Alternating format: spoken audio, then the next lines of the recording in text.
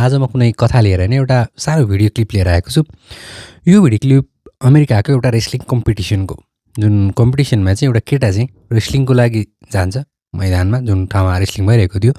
त्यो ठाउँमा रेस्लिङ हुन जान्छ र त्यो बेलामा ऊ आफ्नो प्रतिद्वन्द्वीलाई कुर्दाखेरि एउटा केटी पिङ्कको त्यो हेलमेट या के हो त्यो रेस्लिङमा त्यसलाई के भनिन्छ, त्यो लाएर आउँछ। त्यो प्रतिद्वन्द्वी आउँछ, उसँग रेस्लिङ गर्न थाल्छ, तर केटोले हात हाल्दैन, चुप लाएर उभिएर बस्छ। एकचोटि उसले लडाइन्छ, त्यसपछि फेरि उठ्छ। रेफ्रीले भन्छ खेल खेल, किन रेस्लिङ नगरेको, गर, यो गेम मात्र हो भन्छ, तर उसले खेल्दैन। त्यही अनुरूप रेस्लिङ चल्छ। त्यो गेमभरिमा हात नहालिकन जतिखेर नि उभिन्छ, लडाइदिइसकेपछि यत्तिकै बस्छ र उसले त्यो गेम हार्छ।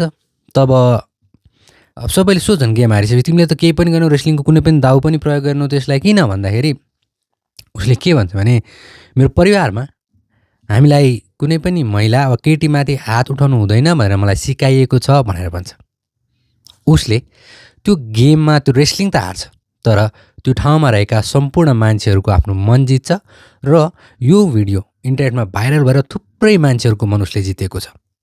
उसले त्यो एउटा गेमलाई जित्नुभन्दा आफ्नो परिवारले दिएको संस्कारलाई जिताउनु नै ठुलो ठान्छ।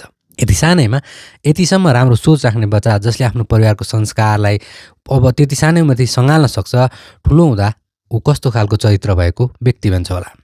आजकल त अब महिला होस्, केटी होस्, वृद्ध होस्, सबैलाई हात हालिन्छ, तर त्यो बच्चाको परिवारले उसमा यति राम्रो संस्कार हालेको थियो कि सानैदेखि उसले महिला या केटीमाथि हात हाल्नु हुँदैन भनेर बुझेको थियो।